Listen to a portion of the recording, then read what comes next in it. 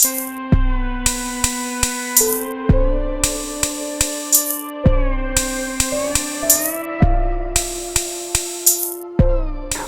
back, everybody, to another episode of Definitive Analysis. I hope everybody's doing well out there.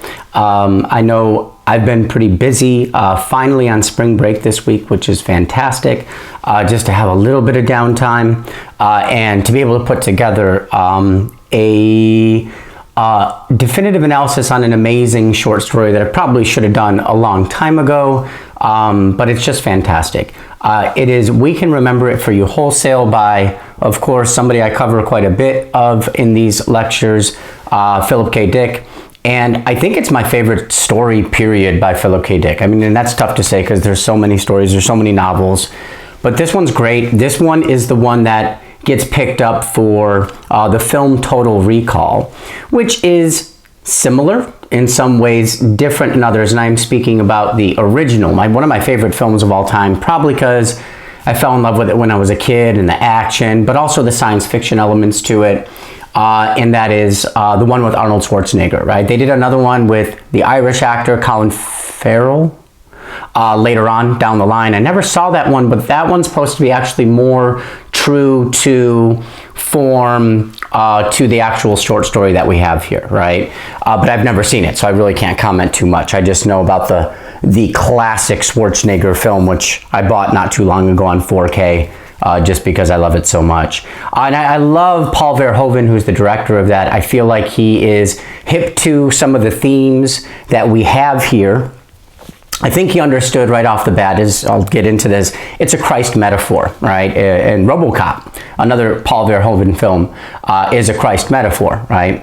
Coming back from this decrepit state, right? This dead state for a chance at life again, and what do you do with that life? So I'll get right into it. There's so much to cover here. There's so much illusion. There's a lot of religious illusion. Obviously, because we are dealing with a Christ metaphor, there's a lot of religious illusion throughout. Kind of starts right off the bat.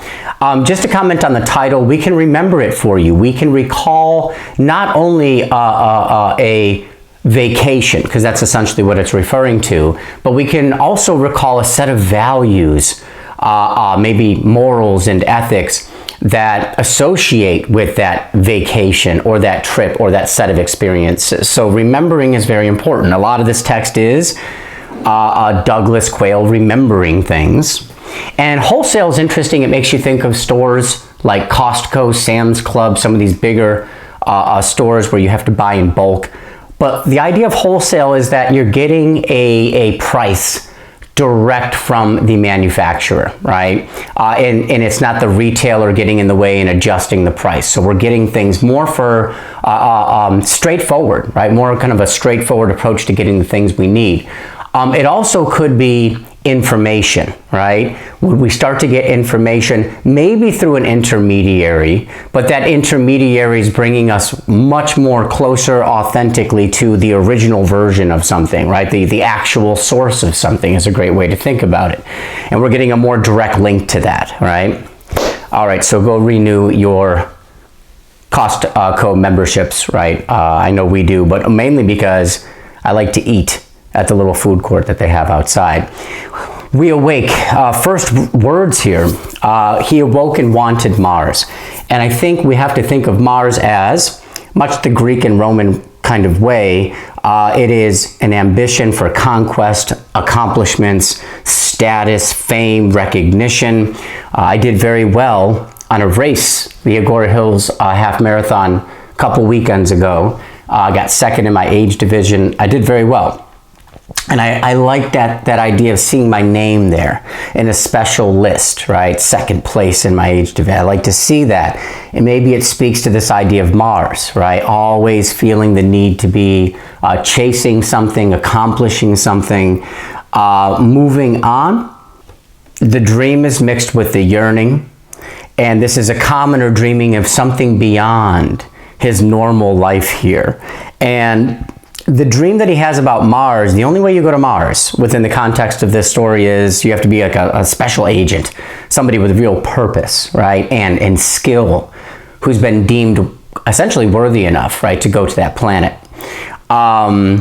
And that's not Douglass Quail. He's a clerk. He's essentially like a bank clerk and office clerk, right? So very far from that type of job or that type of role within the world.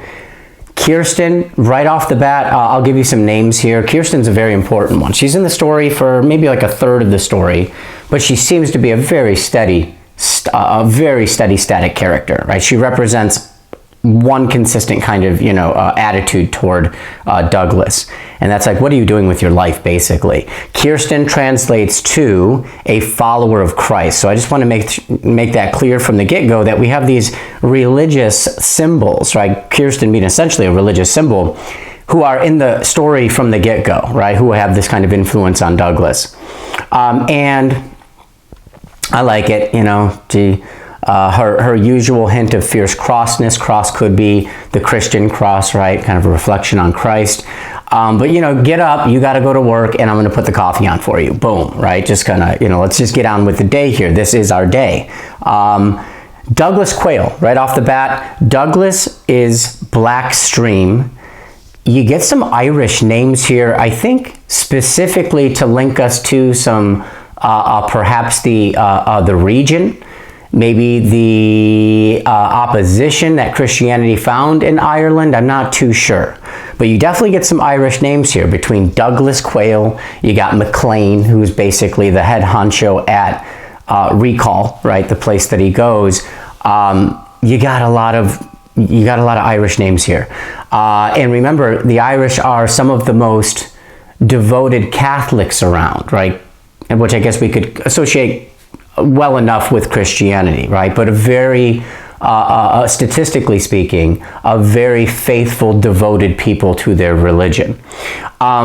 Quail is a fat bird. You could start to get into some religious references of quail, which I think I might do later on. But remember, quail is kind of one of the bigger birds, right? It's kind of fat. Maybe this represents a kind of greed, gluttony, and excess, which does match up with his thinking here early on. I don't like my life. I want to be on Mars. I want to be a secret agent. Well, again, they start their day. You get a couple references. Dean Swift's snuff was, I think, a real snuff, real kind of, dip or whatever you call it.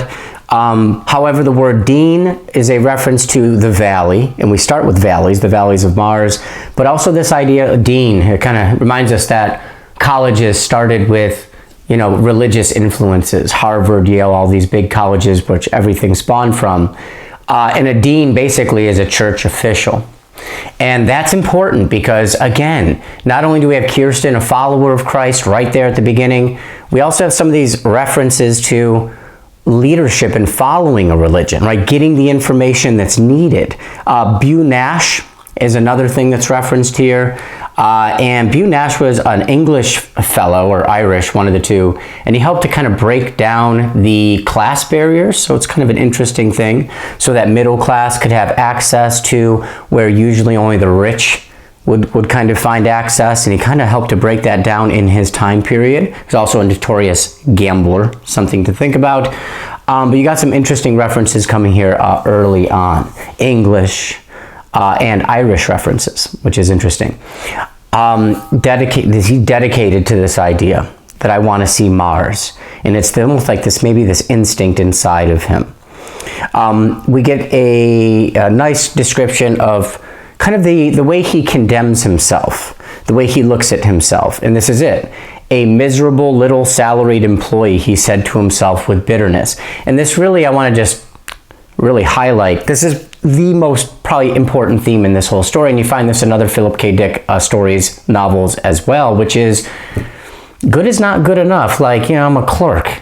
I could say the same thing. I'm a teacher. I'm a community college professor. Whatever. I'm an average runner. I mean, I'm actually doing pretty good. I finished in the last 5% of my last race, but I'll never be in the top 1%. And maybe that could bring me down a little bit, right? This is what I got, and this is it. But it's that feeling of inadequacy, which I think eats away at a lot of us, maybe at certain stages of our lives, maybe steadily. And I just want to stress that theme. You see it right away with Douglass Quail. It's her it's his wife's job, Kirsten, a follower of Christ, a follower of religion, a kind of dogma, discipline in place, maybe a Hebraistic perspective on things. You don't rival and challenge the majesty of God with your own pursuits in life, right, in a way. But she keeps her husband down to earth. That's important, away from Mars and what it represents, ambition, conquest, right, whatever other ideas we associate with that. And you keep them on earth, which maybe there's something more nurturing, there's something more restful and steady here on earth compared to something like Mars. It's also used euphemistically, like, I'm here to remind you that you're just a clerk. That's your job. Now get dressed, get your shoes on, and go, right? That's your life. You're not a secret agent on Mars, and you really can't think that way. So that might seem like an antagonistic force in Douglass's life, right? Of somebody telling you that you can't do something. But it's also maybe helpful. You're never going to be able to do that, so you should probably adjust your mindset and focus on something else. Probably be better off for you. And maybe there's even a set of morals and ethics that get involved with this, which makes it a more crucial affair. Moving on.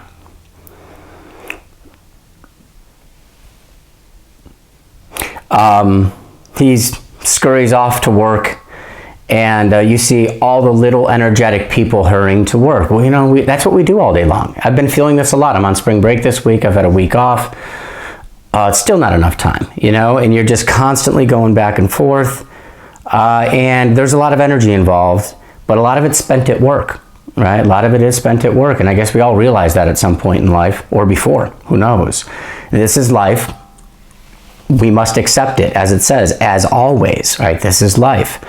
But then he says, you know, just commenting on the God of War, it is a reflection of these pursuits, right? And that's where he wants to be.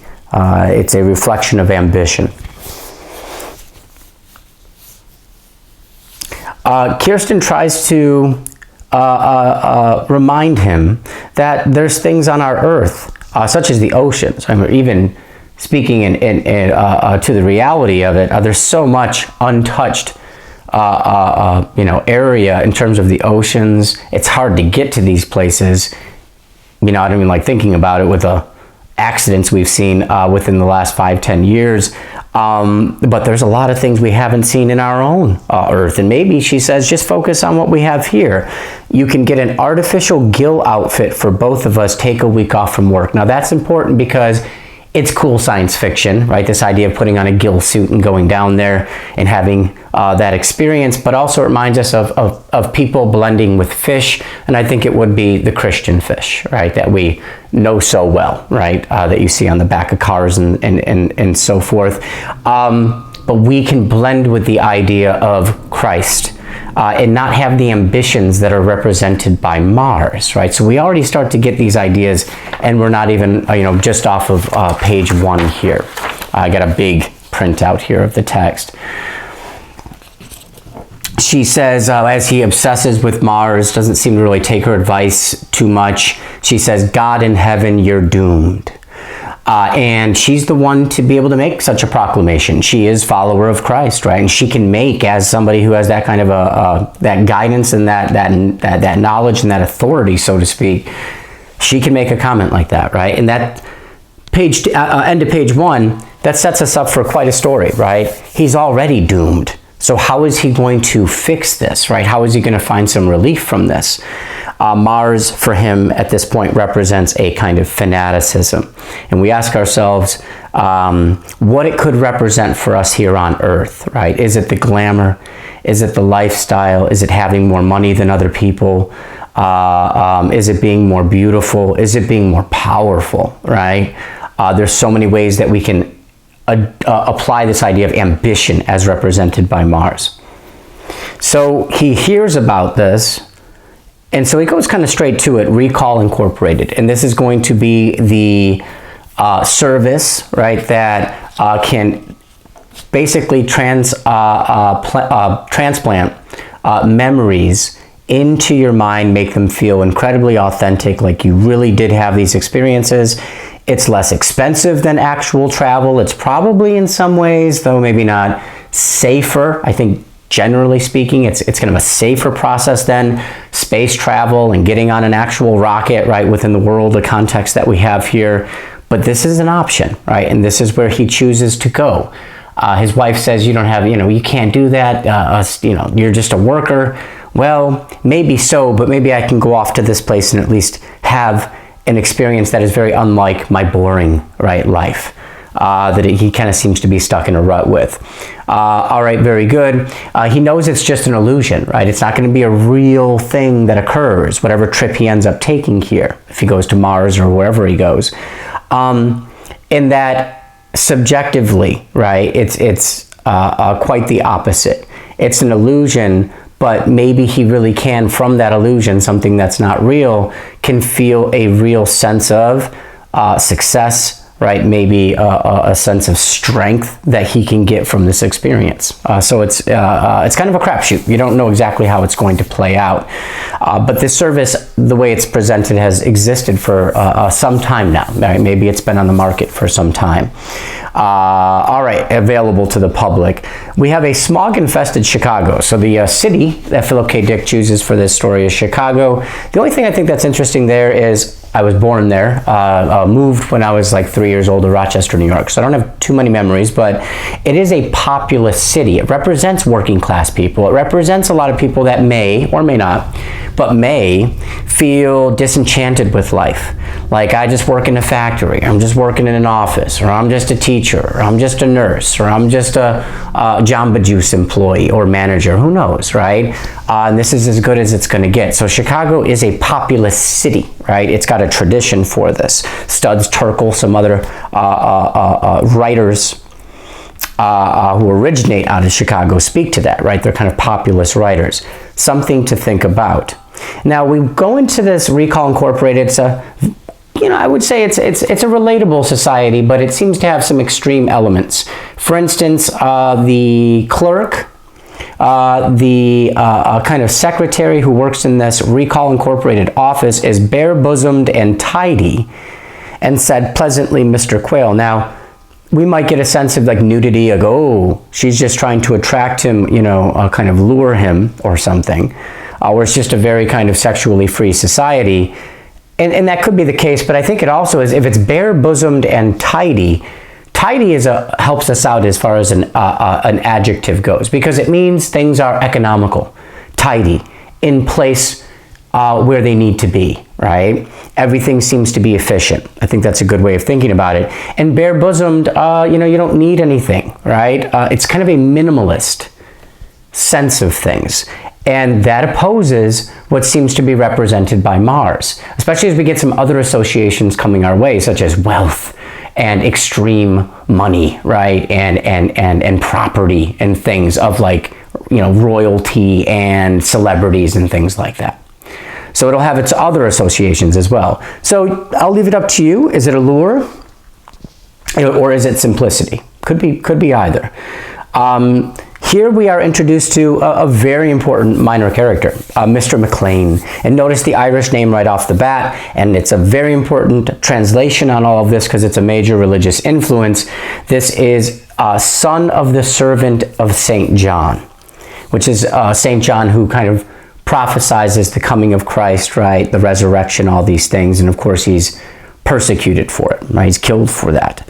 But this is son of the servant of St. John. So I think when you think this guy, Mr. McClane, who is the kind of the manager, right? Director, whatever you want to call him, of this service, think St. John, right? The Baptist. Now, with that in mind, I think there's some things you got to know. And I don't know too much about this, but I made sure to look it up.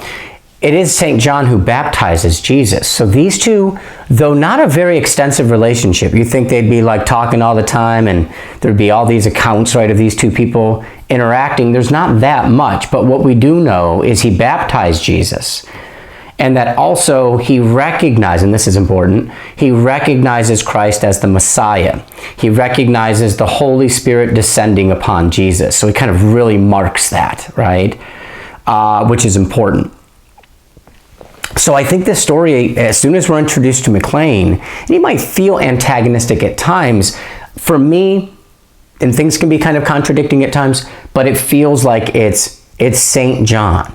And therefore, who is our Christ character? Obviously, it's going to be Douglass Quail, right?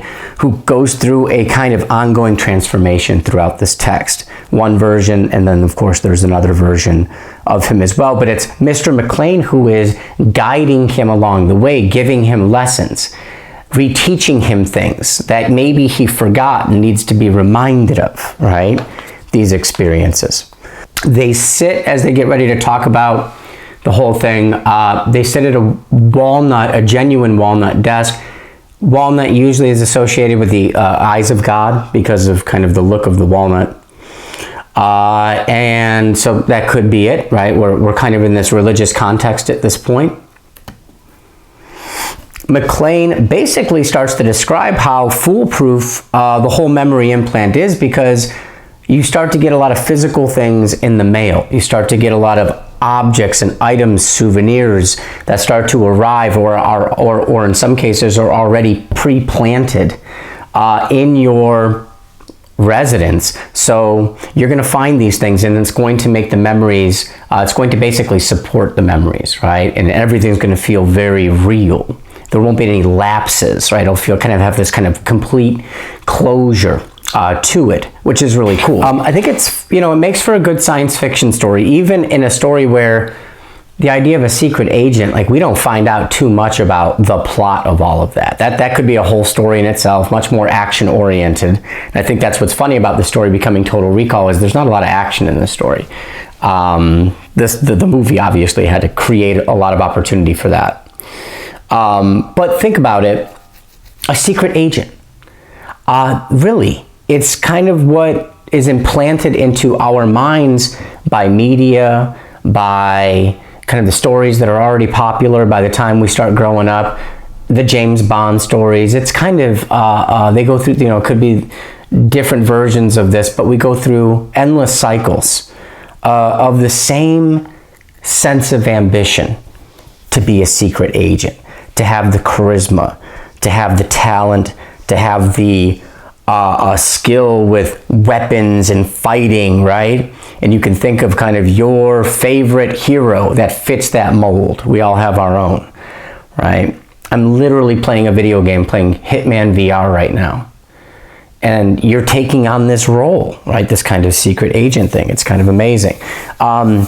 This feeling, this idea never goes away. And I think Philip K. Dick kind of nailed it, right? In making that the desire, the big dream for Douglass Quail here, because it epitomizes so much of how we want to be seen in this world, right? Or at least see ourselves, maybe even more importantly.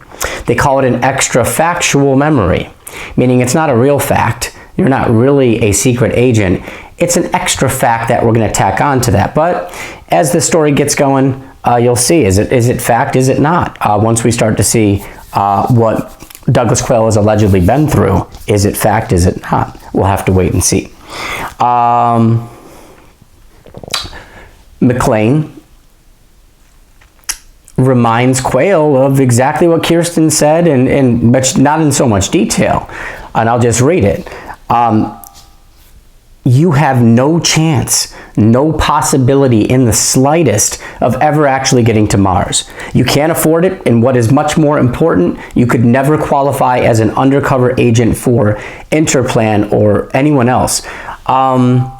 That's the tragic reality. I mean, I heard this, it's a small example, but like people who want to be fighter pilots and U.S. Air Force pilots, or pilots in general, and yet they don't have perfect vision, right? Or they have too many, and there's too much of an issue with their vision where they're not allowed to do this job. And you literally can't be that in life. Like, that's it. Sorry. It's the end of the sentence, right? Period. You can't do that in life, and you just have to kind of move on, or this kind of resentment starts to build, or this bitterness starts to build, right? That you can't be something in life.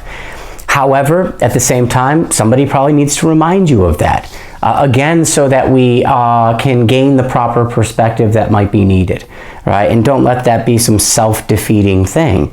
It's just a fact of life, and we must move on. I would love to be a professional runner. but I'm just not that talented. I think even with all the training in the world, I'm not going to be able to be one of the top runners, and plus I'm much older than a lot of these people probably at this point too. So, you know, that's maybe not the greatest example, but we accept these things as much as we possibly can. So he gets McClane really telling him that you're never going to do this in real life. That ship has sailed. So your best bet is to get a memory implant, right? And then it's possible. Very good.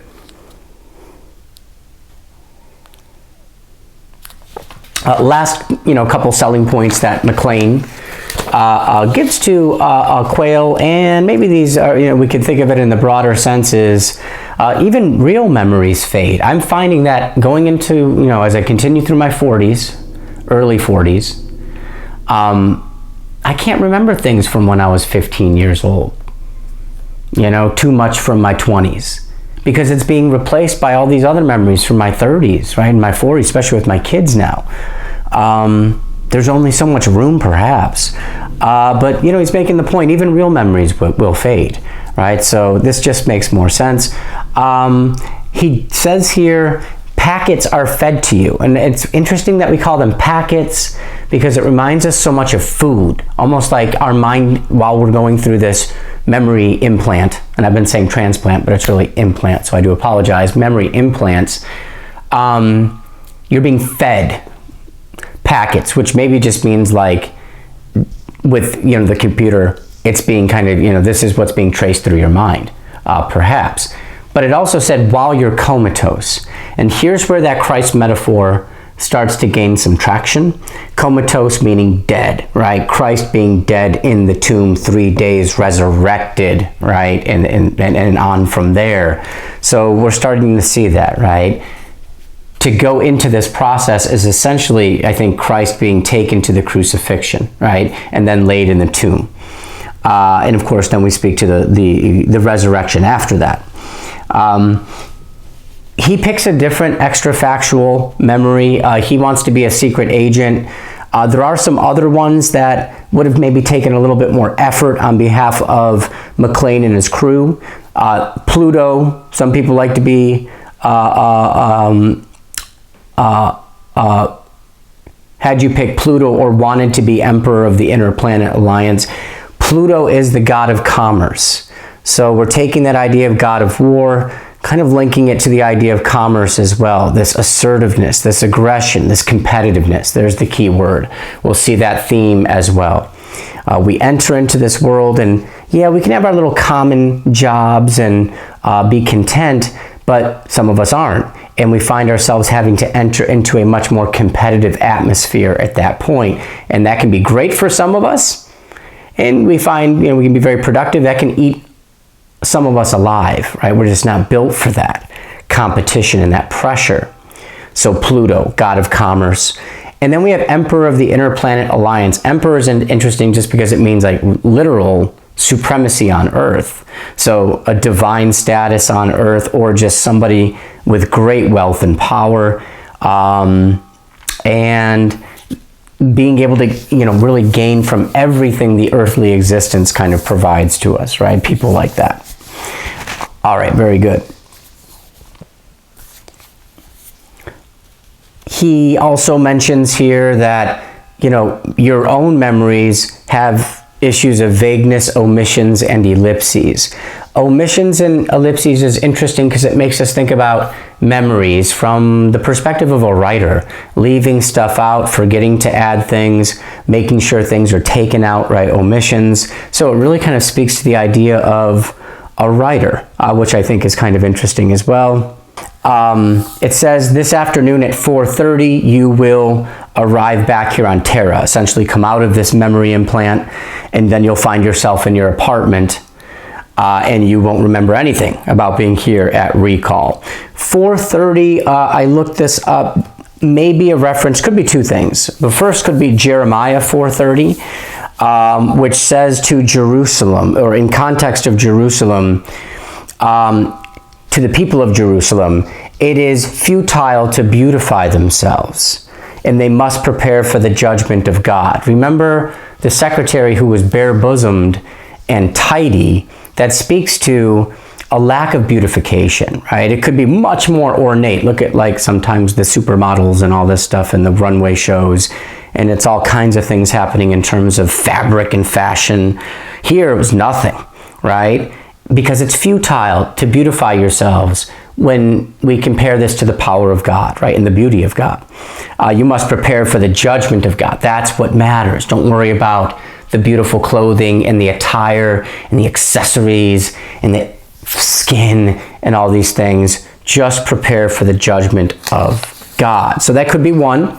The other is Ephesians 4:30. Hopefully I'm pronouncing that right. Ephesians. And this is just do not cause sorrow to the Holy Spirit, right? Take it easy on God or Jesus, right? Take it easy. You shouldn't burden them with your own sense of sin or kind of, continuous sin. So it might be some religious references there.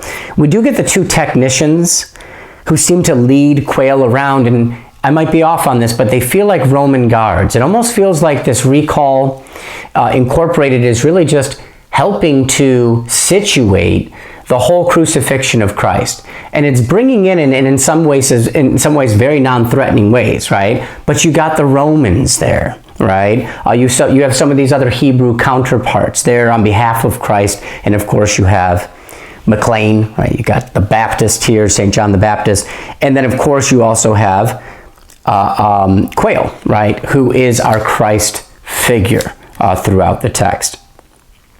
Where does this take place? I think this is so cool.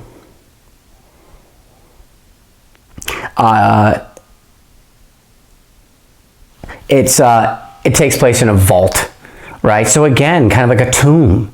So it speaks to what will be the resting place following the operation, but also following the crucifixion, which is kind of parallel. It fits that, right? Last thing I'll mention before we move on to the next page is this idea of being a secret agent. It shows up with monotonous regularity. And there's a lot of irony to that, right? I wouldn't expect that because being a secret agent is so exciting and out of the norm, right? I will never be a secret agent, and I'm okay with that. But that's why I play these stupid games, right? Because we're trying to kind of experience that in some vicarious way. But I'm not alone. And that's the irony, is this crazy experience, and yet everybody has this fantasy. Hence the video games, hence the movies, hence the military kind of culture, right? And then we find the counterpart perhaps in women and beauty and all those standards, right? So anyways, to stand out is unique, but to want to stand out is about as common can be. All right. McClane's getting together the packets, again, kind of the memory traces that will be introduced to Quail as he goes through this implant. And we get another number here, 62 packet, actually a 3 packet and then a 62 packet.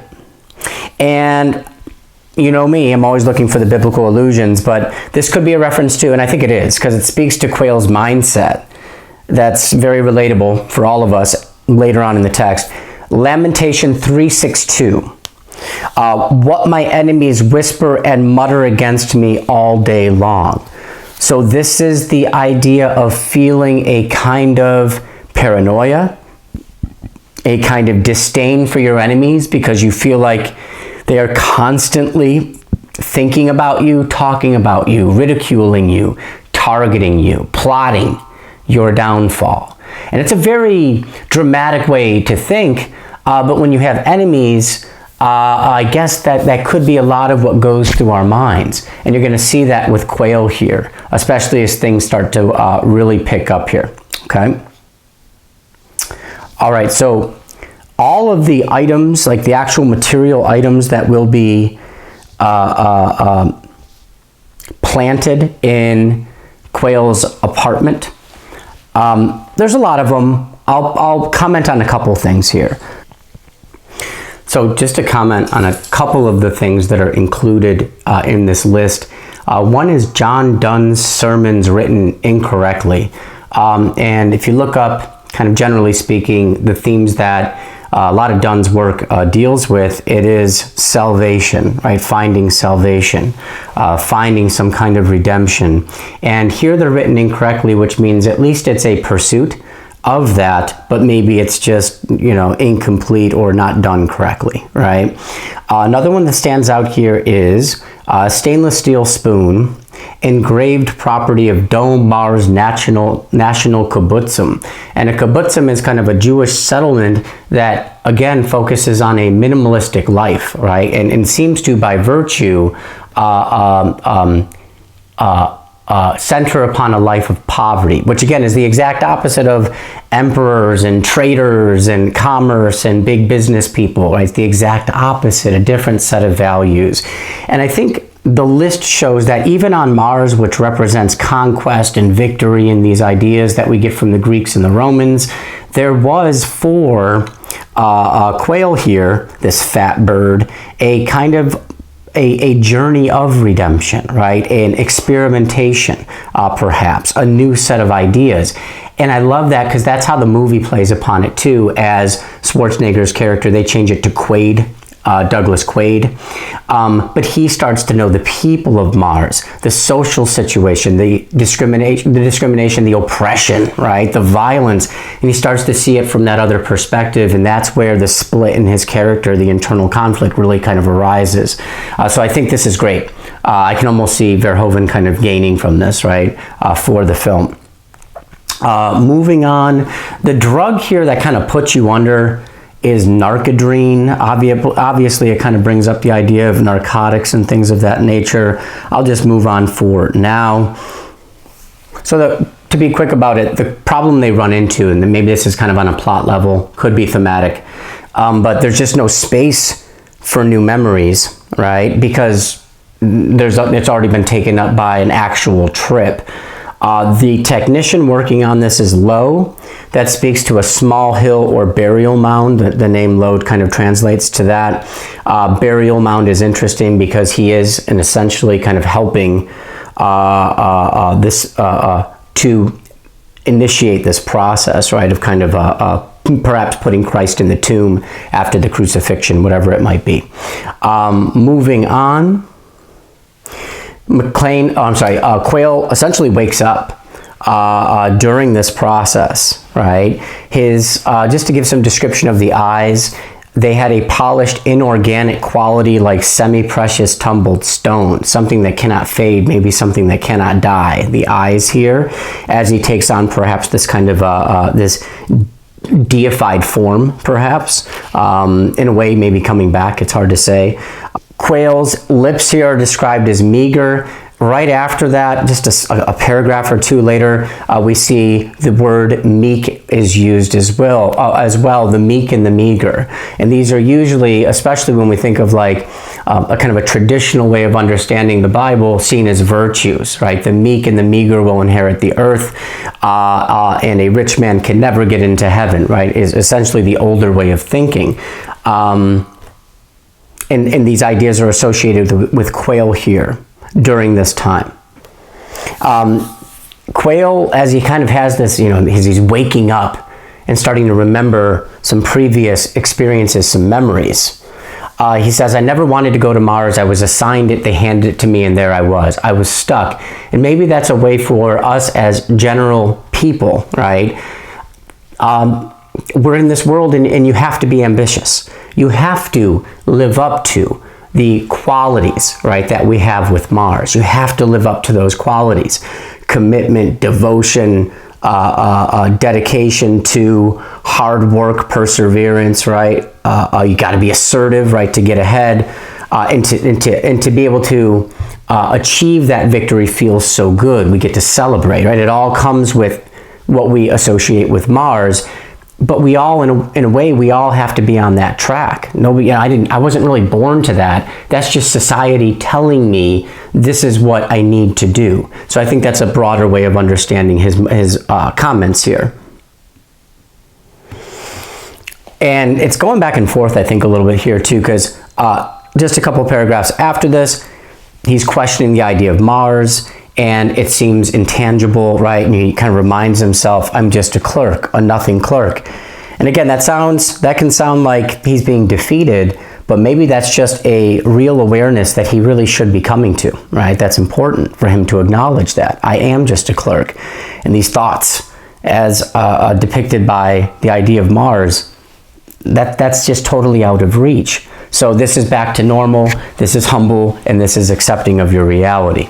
And here we get the word desire, right? Which is what he basically sees being a secret agent on Mars, going there, being a secret agent on top of that. These are all desires, perhaps earthly desires, right, that are not really important when it comes to a greater judgment at hand. So it's worth trying to, and I think this is where the story gets kind of hard, because you can have these interpretations, you can kind of apply this set of, symbols, and maybe it falls back on itself. But Interplan, for me, it is religion itself, perhaps just kind of Christianity itself, and some kind of organization that's working to try to correct the behavior, right, of this Douglass Quail, who's now starting to remember all of these prior memories of a secret agent existence on Mars, which is just very ironic because that's exactly what he opted for, right, with this memory implant service. So maybe it speaks to our instincts as well, right? This is just what we're driven to. It's already there.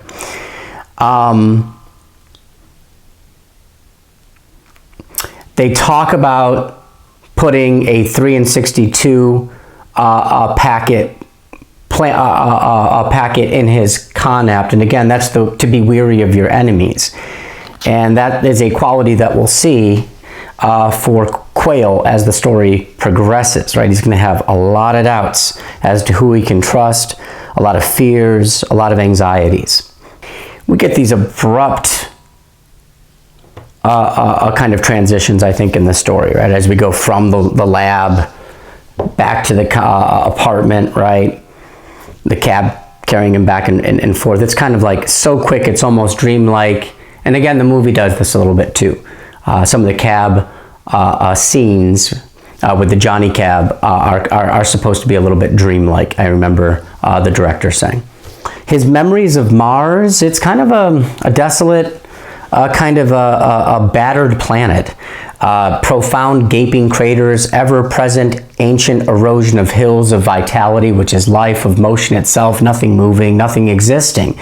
And maybe that's where all of this ambition will eventually lead, right? Is this utter exhaustion and depletion. It could be everything played out. The landscape essentially representing that. And then we get the life forms, which are unassuming and modest, right? And that's exactly the qualities that human beings used to find virtuous in this world, and maybe not anymore. It was the kind of Christian values of being unassuming, of being modest for my achievements and what I've done, right? Or do I go on Facebook or IG or wherever and just blab about things that are going very well in my life, but I don't really talk about the bad stuff, right? I just leave that to myself. To be modest, we keep a lot of those accomplishments to ourselves, right? Or find a way not to brag, I guess you could say, to be a braggart. And to be unassuming. I don't assume that everything, I'm going to be the most important person in a room, right? Or the most appealing person, right? I don't assume anything in life. I don't assume that I'm going to be rich. I don't assume that I'm going to have this or that, right? But some of us do. And what does that lead to? Back to this. A reference to moribund examples of Martian fauna. Moribund just means at the point of death, which, again, knowing this is a Christ metaphor, it's really kind of taking us to the point of crucifixion. Certain references bringing us closer to that. Gotta shout out Cook County. That's where I was born, in Chicago, kind of the north side of the north part of the city. Cook County, that's what's on the birth certificate. Cook is interesting because I do feel like there's a motif, though maybe not very much used, but the motif of eating and food, and maybe this connects to dogs, which is kind of the mark of the dog, or that you have to remember that it's not just about you and your family or you and your little neighborhood. There's this empathy that should extend outward to like all groups of people. It's not just you and your clan, right? Or however you're looking at it, you and your tight-knit group of people, whatever that might be in your life. But you have to start extending that same concern and care and love and consideration to more groups. And that's where it gets into this dog reference, because the idea would be like, you know, I think it's Christ who sees somebody giving scraps to dogs. And he's like, you shouldn't be giving the scraps to the dogs, right? Because people need this. But then the person, I forget exactly who it is, kind of makes a point to Christ, kind of makes her own point, which is, these dogs are so used to getting nothing that it's the least that I could do for them, right? Just reminding us that there's people beyond just our own little scope that we have to be mindful of, right? That's the idea behind it, right? We have to extend that compassion outward, maybe even endlessly, right? Just endlessly. Keeping it going here.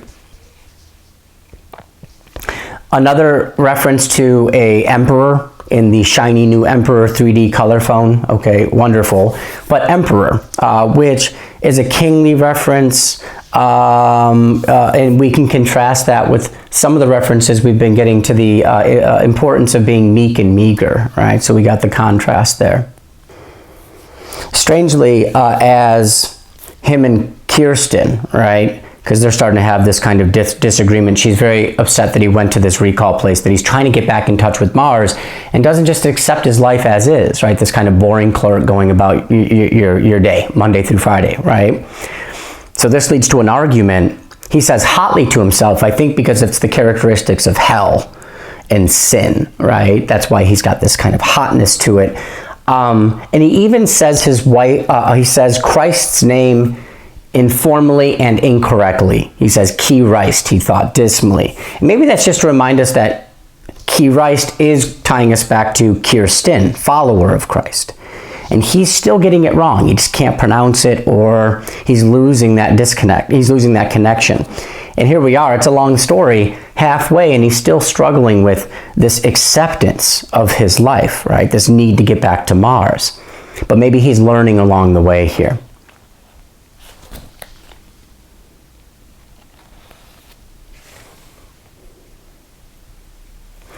Again, the receptionist just chic and bare from the waist up. I'll leave it up to you. Is it capitalism, or is it more a display of minimalism within this world?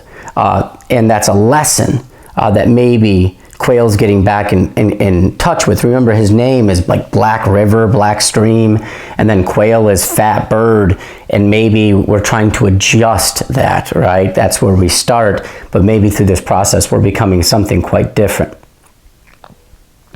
She does, you know, kind of say, you can go out with me. Maybe that'll make you feel better about the foul-up that we had here with the memory implant. And is that a test, or is that diversion? I'll leave that up to you. Like I said, some things don't, you know, are kind of hard to reconcile in some ways in this story. He remembered that her breasts were sprayed blue. And I think the only thing from that might be the color symbolism of blue, which tends to represent religious healing. So that could be one idea. This is a place of religious healing. But he comes back and he's craving the money. I want the money back. I don't know what to make of that craving. It's kind of interesting, right? But maybe not a good craving. He's burning angry. He's hot, right? The whole experience is shot full of contradictions, but that's life. Life is a contradiction. We want to be good people, and yet there's the temptation to be bad, right? We try to get ahead in life, and we do what we think we need to do, and then we end up being, you know, maybe not the best, making the best decisions, being the best person that we could be, right? It's full of contradictions, right? That's life. And here, as McClane and Quail start to discuss, like, how to try to find some closure to this whole experience, you can see that Quail is upset, right? He's upset he got cheated in a way, the money, but he's also upset he didn't get the experience, right? It's not, he didn't feel it authentically, right? He's still this kind of, you know, feels like he's just an average clerk and he never had this kind of trip. So they're trying to deal with this. And this is where it's McClane says, well, that's the thing. Doggedly, McClane said. And the word doggedly, right, obviously means like in a way of kind of confronting him on this issue. But it also reminds us of a dog, and that's where we get the mark of the dog. Focus on people outside your sphere of priority. And the film does a wonderful job with this. Like, I feel like Verhoeven got some of this. But when I was just talking about expanding that scope, right? It's not just about you and your family. It's not just about you and your neighbors. It's not just about you and your race, right? However some people do think. You and your, who likes your sports team? Who knows, right? However you think. But the movie does a good job with this too, because as Arnold Schwarzenegger's character, Douglass Quail, is brought into the realization of what's happening on Mars. Remember, he's being exposed to the downtrodden, the people being abused on Mars. But then they're also trying to bring him into the inner circle, right? Hey, you're with us, the parties, the easy life, and we just, rule by force, and we have all the good life here on Mars. And you see that happening, right? Makes me want to watch the movie again. It's done so well. But remembering it's not just about your inner circle. We get a reference to Hermes in the Hermes rocket portable, something in his apartment. Hermes is the god of trade, wealth, luck, thieves. Interesting, right? So even thieves honor Hermes, of course. It's a Greek god, but from a Hebrew point of view, it's a false god. So that could be it. His apartment, because he's always had, every day he wakes up, he wants Mars. We see some of the paraphernalia that supports that, like a Hermes rocket, getting to Mars on this idea of trade, wealth, luck, thieves, travel, right? The whole idea associated with it, which sticks in all of our minds, not just Quail here. I like Kirsten. She comes home and she's like, why are you home in the middle of the day? I feel like my wife would probably say this to me if I ever was home. She's working too, but whatever. I'm usually at work, right? And where should you be? At work. And I feel like it's such a depressing thing to say, but at the same time, that is life, right? That's the virtue of it, is at least you're doing what so many people before have also done, and people will be doing hundreds of years into the future, right? Is spending a lot of time and our energy at work. And I like that. She's just like, why are you not at work? And her voice in an eternity of sameness, and I think that represents the faith and religious principle of work. Knowing who you are as a human being, one of your roles is to, provide a kind of purpose and fill a role and do work, right, of some kind. And that's how it's been through the ages. Maybe that's one of the lessons of life.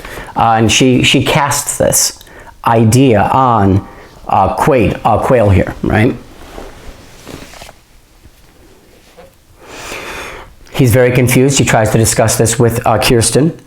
It speaks to kind of the kind of person that we can be in life, right? This ambitious person, driven, ready to go the extra mile, or I'm okay with just being average and doing a job that gets me by in life, right? And filling that type of role. I don't have to have any crazy experience as epitomized by secret agent on Mars, right? Kirsten doesn't like the fixation on Mars. Why would she? She's a follower of Christianity. That's the name, what it represents. And so she says this, I really pray you do for your sake. And the prayers mean something coming from here due to the name symbolism, right? And she leaves. So here we are, page 11 of 19, at least in the printout that I have. And Kirsten's gone. We won't see her any longer. We needed Kirsten close. We needed to be reminded that we can't do things in life, that some things are just going to be completely out of reach and we shouldn't even think about them. We need that in our life, and now that's gone. And I think it's going to make it a more difficult affair for Douglass here.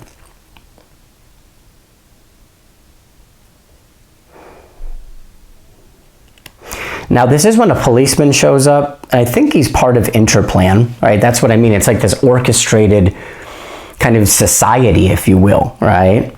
That has been now monitoring Quail for the longest time. And when you think about that idea of like reading somebody's thoughts, because that's what we're getting into. They can read your thoughts. they're connected to you in this kind of way, it just makes it feel cosmic. It makes it feel supernatural. It makes it feel spiritual, right? Whatever your word for it is, superstitious, magical, however you see it, right? But it makes it sound like, in some respects, how people would define a relationship with God. And remember, you can't have like a direct relationship with God. There has to be an intermediary in many respects.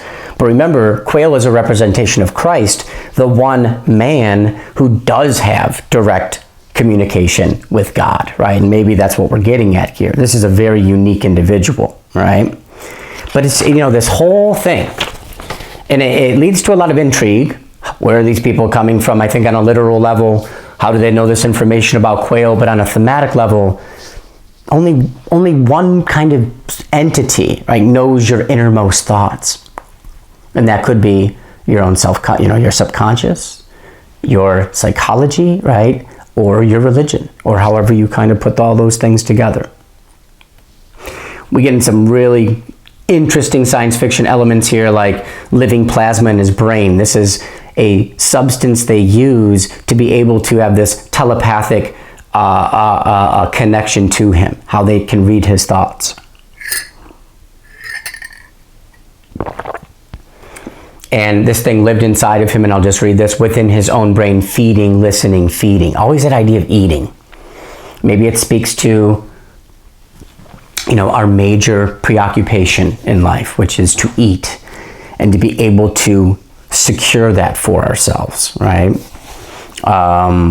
Especially, I guess, when you think of ancient populations. Another adverb used, huskily. Again, more kind of references to dogs, right?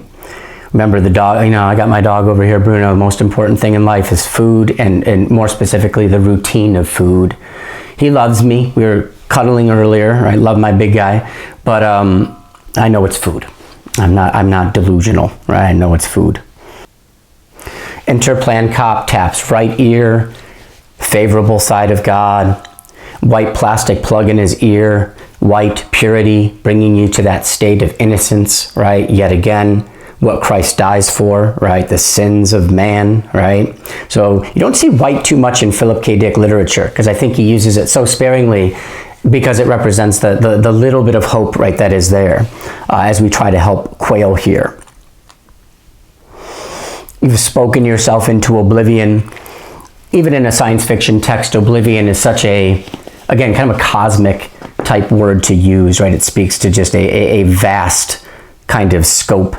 And I think it's more religious, spiritual oblivion, right? You've already said enough here. Your fixation with Mars, it is clear. There is a heavy emphasis on this collection of Martian life, that life can reignite on Mars, life in its kind of purest and most, you know, wholesome kind of form here, right? Most virtuous form, and that can occur on Mars. So maybe it speaks to the possibility of that, and this is where Quail finds himself all caught up, right? Is in some of these events concerning Martian life forms, trying to bring back evidence of these things, right? As if this is a possibility.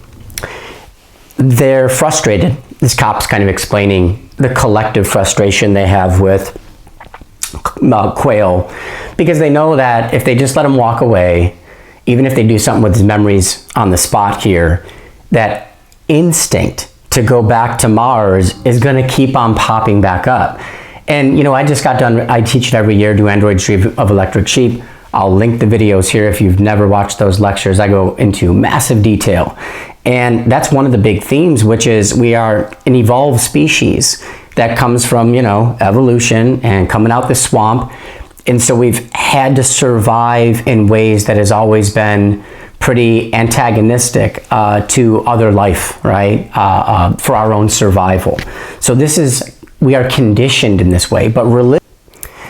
So it's that instinct, right? It's really, it's baked into us as a species, right? Throughout evolution, to be aggressive, to be self-preservationist, to override another form of life, right? Other life for our own gain. And religion comes along and essentially tries to offer a different perspective, right, and a different kind of conditioning, to actually have other people in mind, to even love your enemy, right, which is kind of one of the revolutionary, radical messages that Christ brings, right, love your enemy. I like this discussion that he gets into with McClane, because McClane gives us the opposite perspective on Quail's life. If these events are true and you've done this Mars thing and you've had these experiences as a secret agent that seem to be arising, right, ever since you've come here to work with us, then he says here, you're not plain, you're not dull, and you've already had too much excitement. So you've already kind of gotten your fill, right? So maybe this should be enough to satiate you, right? To make you feel fulfilled. And he even then says, nothing could have been more lethal for you or for us. And lethal, just, reminding us of the deadly consequences of this. And deadly for sure for John the Baptist, right? So if McClane, he is essentially a kind of follower of John the Baptist here, it's what the name translates to, then yes, for sure, this will have deadly consequences, as John proclaims. So the Interplan harness bull, and I feel like it's the same person, but he gets like all these different ways of referring to him, like cop, Interplan, a police officer, Interplan cop. But I think it's just all the same guy. Correct me if I'm wrong. But he says, what you did is not in accord with our great white, all-protecting Father public image. Again, the word white, kind of innocence and purity.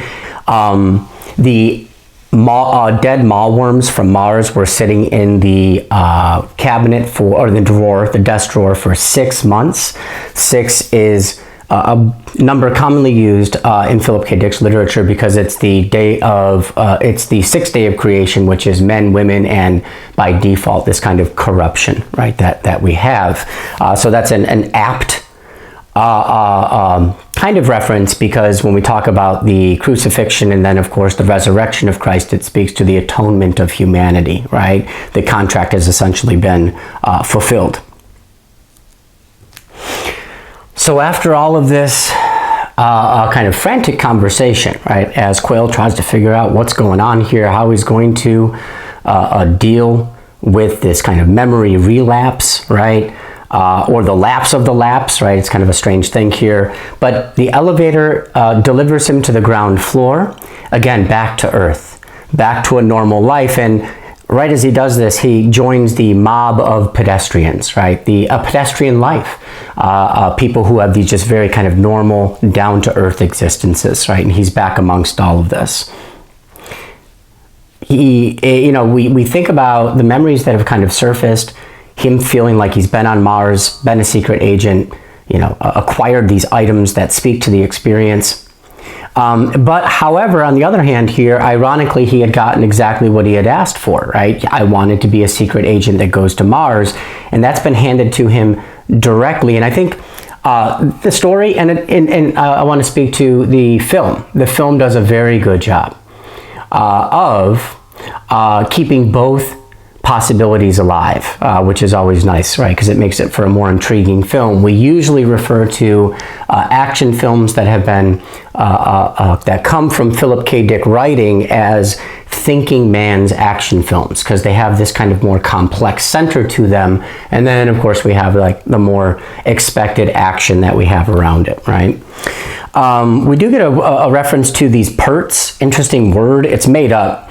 It makes up like this kind of fictional bird here. It's a semi-bird imported from Mars 2 moons, capable of soaring flight even against Earth's huge gravity. And I think that's the idea of like spiritual ascension, being able to soar up into heaven despite Earth's gravity also being perhaps the temptations of this world. So it kind of makes us think along those biblical, with those biblical themes, but it makes us do so in terms of scientific aspects here, like gravity and flying against that, right? So this is a soul that can make it to heaven, but is described in terms of this fight against gravity here. But it can do it. Here, after he knows that they're in his mind, right? They have this telepathic way of talking to him. He starts to get paranoid, and this is taking us back to Lamentation 3:6-2, Jeremiah seeking God's intervention, because he's having this kind of paranoid thinking about his enemies, what they desire against me, right? How they conspire against me, right? All of that. And that starts to weigh heavily upon him here. He says, can you hear me thinking? Right? They are monitoring, recording, discussing. And I guess that's what it's like to think about your enemies, right? And their focus on you, that they're constantly caught up in. Due to this kind of paranoia, this fear, he finds himself wanting to revert to a normal life where you don't have to worry about that fear and that paranoia, right? So now we're starting to see the real tangible benefits of a normal life without this need to achieve greatness or be rich or be daring or whatever it's going to be, right? Revert back to that common, I don't want to call it safe, but in some respects it can be, right? That common life, right? Go back. And he wants that now that he's starting to see the complications here. Here he is led by the officers, which feels like Christ being led to the cross, right? By the Roman soldiers. And that feels like we're just kind of like recreating that within this Rekall Incorporated. It's just kind of recreating with, of course, this science fiction kind of drapings, right, over it. But it's really just kind of Christ, right? It's the story of Christ here. He brings up the idea of competition, right? Which is so cutthroat and can change people in so many ways when we start getting involved in competitions. But it's also arguably what great empires and great societies are based on, is that element of competition. So we can see it in some ways the virtues in itself. We can also see what this can do to people, right? It can destroy us. He says, kind of talking to these Interplan agents, something which would act to satisfy my craving, hunger, food. We want more, maybe more than we need, right? We don't have these meek and meager perspectives. We want it all. We want the Las Vegas buffet, right? We want everything. We want the full combo, everything there for ourselves. He entertains quickly this idea of being like way more, compassionate, philanthropic. He talks about being the richest man on Terra, but he realized that wasn't so good, so he gives the money to educational foundations.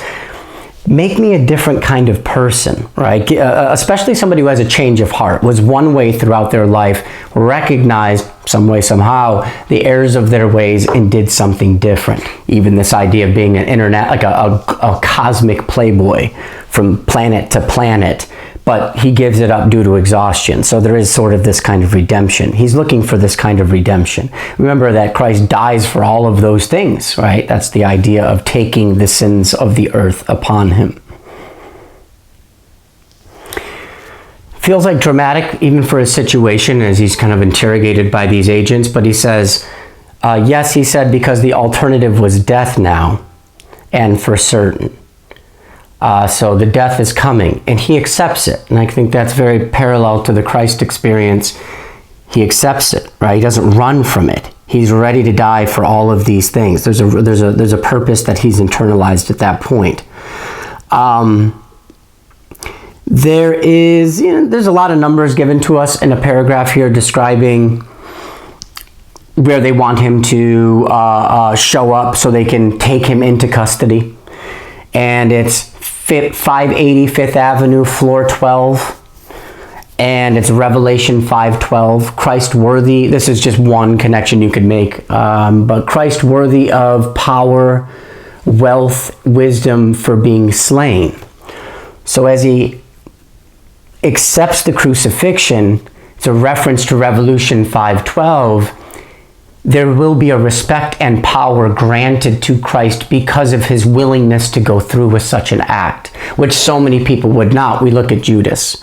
Judas just thinks about himself. Christ thinks about the entire earth, right? Kind of everybody that he's come into contact with, right? Up to that point even. And everybody he'll not come into contact, right? After that. But it's very, you see the contrast there. Floor 12. There's another way you could look at that as the apostles, kind of Last Suppers here before Christ's crucifixion. All kinds of wonderful vocabulary here. They refer to the memory implant as a vicarious surrogate retrospection. Retrospection is quite simple. It's a way to reflect on our lives, right? Maybe find a way to change our lives based on that retrospection. So that makes sense. Surrogate is the baby for God. We live through these figures, Mary carries the baby for God, right? So Mary is a surrogate mother, and she carries the baby, in essence, for God, right? So surrogate's an interesting term here. And vicarious means we live through these figures. Our birth connected to his. I think we talk about the figure of Christ, but we also talk about like the figure of like baby Jesus. And just the reason that's important is because, well, babies, right? And we can all relate to the idea of either being a baby, or at least we understand the care that goes into what a baby needs, right? To live in this world, to thrive in this world, to be fostered into this world, right? So we all know the importance of that. And so, it's a common reminder that vicariously, right, we can still understand these experiences and what's needed. All right, very good. The whole organization here, Interplan, which I think is like this kind of orchestrated spiritual kind of journey for Quail. They have sympathy toward him, and I think that's good, right? That's probably a good way to kind of end it here. We get a stern-faced elderly Interplan psychiatrist. So now we're getting into the psychology and the psychiatrist side of things. And remember, that's because that's what religion is. It's essentially kind of a way, it's just a psychological kind of outlook on the world, understanding your life in relation to the world around it, right? And so it makes sense. We're getting the deep thinking religious figures here, right, in this meeting at the end. And they're going to reveal to Quail that he has this other wish fantasy, right? But maybe it's real, but they're detecting it as a fantasy. And this is interesting. And I love this about this story because it's a plot twist. I think it just kind of it comes out of nowhere, right? Nobody's expecting this. And here's the fantasy. He's 9 years old, all right? 9 is a kind of finality and judgment, perfect movement of God, patience. Okay, interesting. So a certain kind of patience here.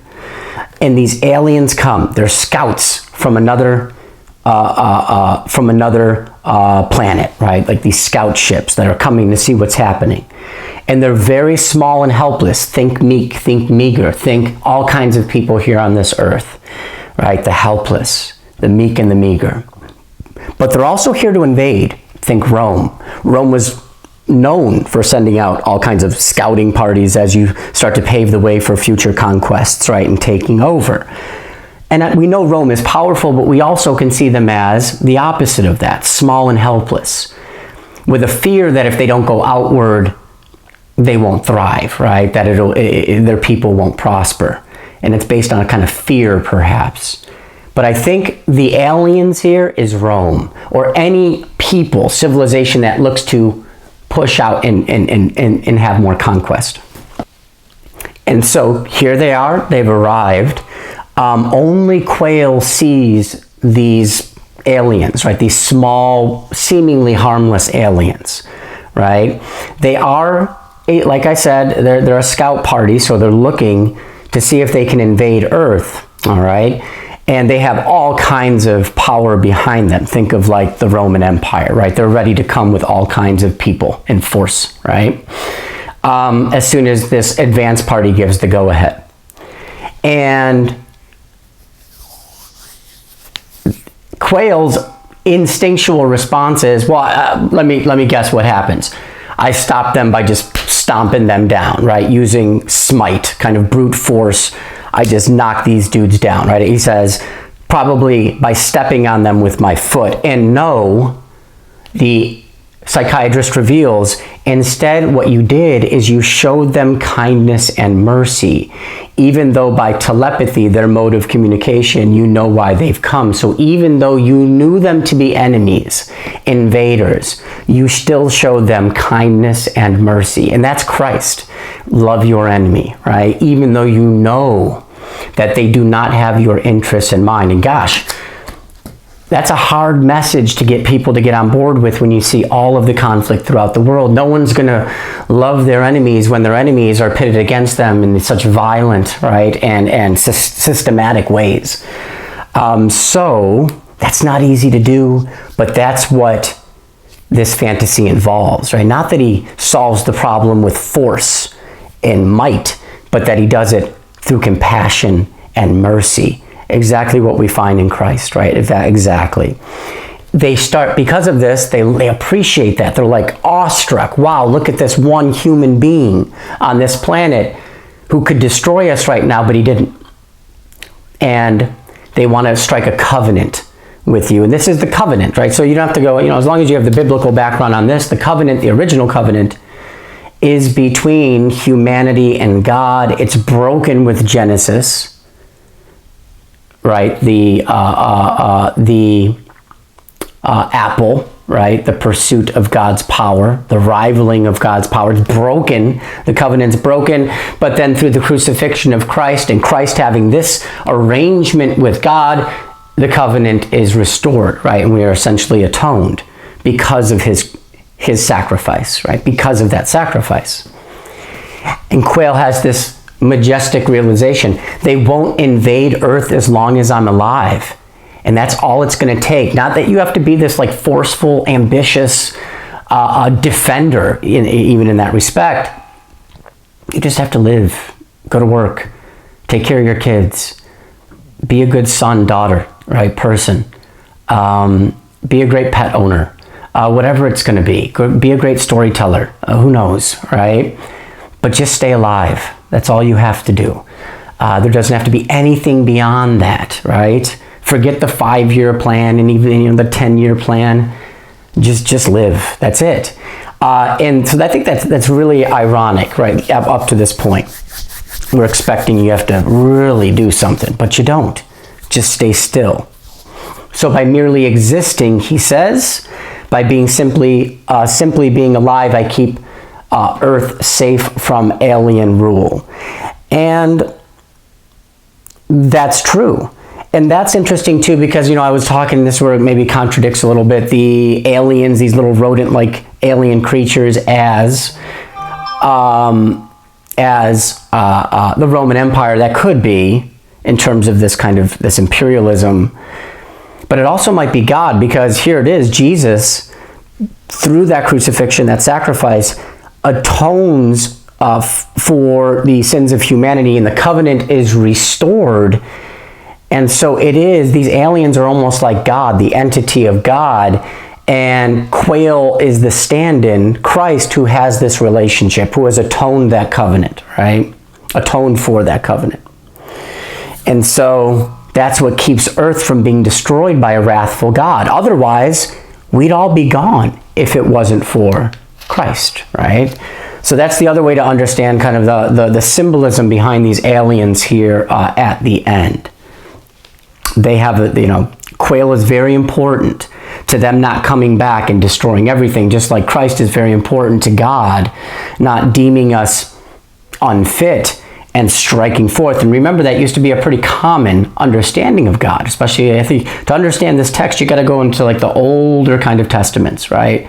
A more wrathful God, a more dutiful Christian follower dedicated to a life of minimalism and not being led astray in all these other ways, as again epitomized, as I probably said many times by now, Mars, right? The planet Mars. You got to go back to your childhood to be, to get back to that sense of purity and not to be led crazy by ambition. Maybe you got to go back to childhood. they erased the memory in him of his trip to Mars. And this is a senior police official. There might be a lot of these officials, which is kind of makes it just more imaginative, right? There's a bunch of these dudes chiming in, whether they're in the room or not, right? Because some of this is like in his, some of these guys have been in his head. But they erased the trip of Mars. We erased the sense of conquest, the need for conquest. We erase the invidiousness, only thinking about yourself as an individual or a small group around you. The territorialism, right? The need for individual accumulation. We've gotten rid of all of that. They say that this guy, and remember, this all comes from when he was a kid. And they even call him a kid as he's remembering all this. This idea of being this 9-year-old, having this experience with these aliens, showing them compassion. And they're like, what a kid dreams up. Because only his child could come up with this. Just be kind. Just be kind, not forceful. That's a kid, perhaps, right? More than an adult who's been conditioned to be a certain person in this world. And they say that he came up with this idea by pious virtue, not by force. And pious means a follower of God here, right? So by following in God's message of humility and humbleness and helping your enemy, loving your enemy, not by the force, he found his way into this idea, right? And it's sort of quaint, and that's what we're looking for. Quaint, meek, meager, right? Perfect. He's got a large linen pocket handkerchief. I think it's Irish linen. Ties us back to Irish, the importance of Catholicism within the Irish faith, the superstitions intact there as well, perhaps. And linen biblically is known to tie together, symbolically tie together earth and the divine, which is exactly what Christ does as well. It brings together heaven and earth in his figure. Story is so good, right? All the stuff that we get at the end. We get a reference to modesty here at the end as well. Kind of a lesson to all, right? To try to express a certain modesty within our lives in many different ways, including our outlook of our lives, right? Our plan for our life, perhaps. They are getting ready some of those artifacts to place, right, to make this one dream that Quail had about being a child with these aliens. They wanted to come to, they want to support this with evidence. And so it's a packet 8-1, and it's a magic healing rod, all right? And that makes sense if he is essentially this Christ-like figure at the end here. It's all about healing, right? A psychological healing, a spiritual healing. And it's a token of the alien's gratitude, which could be a token of God's gratitude, right? This ability for Christ to heal is a gift from God, right? It's part of their unique relationship that it's hard to have insight into, right? Pretty much. He used up... It's said that they say he used up all of the healing power right and left. Right, he used healing power on those who were favorable under God, but he also used it on the left, those who led unfavorable lives, who were unfavorable in God's eyes. There's healing on both sides there. And that's important to remember, right? That's where the redemption comes on a level for individuals, that we can be different people, that we can get over things. We can change our lives, we can change who we are based on that sense of redemption. They say they're talking about the correspondence between the aliens and Quail, which would be the correspondence between God and Christ. And it says, of course it's in their script, so he can't read it, but he remembers them reading it to him in his own tongue. So nobody can decipher the words of God, right? Those are essentially non-existent, but it did take Christ to be able to get the message of God, right?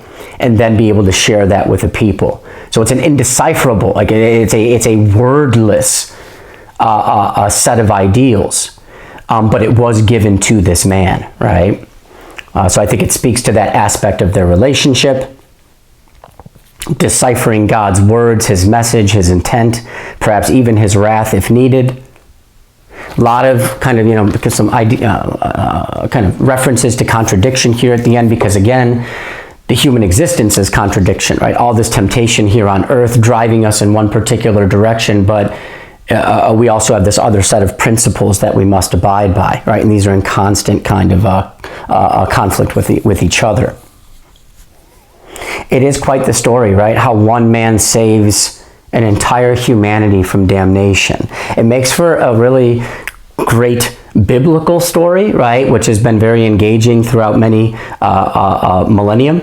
And it also makes for an engaging science fiction story, how one guy can be a stand-in for the, and save all of humanity, all of the Earth's population because of this relationship with these aliens. So it really just reminds us of what an incredible story it is, right? Whether you believe it true or not, just what a story it is. Given a scroll of gratitude, Quail says, right? Which maybe is the first small piece of evidence that this is real. And that's what we're going to end with. When McClane says that probably there's going to be a real letter of recognition coming from the UN Secretary General, thank you for staying alive and protecting all of humanity, that there's probably going to be a real one coming to him, right? Because he is this person. He has had these experiences, which was not based on the aggression, but more of a compassion and a mercy that he shed upon these aliens from another world. And I think McClane, not to get into too many specifics here, but serves as John the Baptist here at the end, because it's definitely this kind of proclamation, this declaration, this foretelling, this prophecy that this is all true, right? I should just put all these proof artifacts away, this evidence, in our efforts to fabricate, because I don't need to. This is all real. This is a real person with this real special relationship saving all of humanity. And I think that's kind of a John's awareness, right? As said much earlier, he recognizes that the Holy Spirit has descended upon Jesus. And in a way, McClane is recognizing that Quail has played this very real role within their world, right? It's not just fiction in this memory implant that's been created. It's real, right? And he's kind of prophesizing this. Thank you so much. It was a lot to get through. It's a very long story. It's such a beautiful story. I really encourage everyone to read it. Maybe read it before you even watch this, so maybe this makes a little bit more sense. But I think probably my favorite short story that Philip K. Dick gifted us, right, in his lifetime. Thank you, and I hope you have a beautiful day.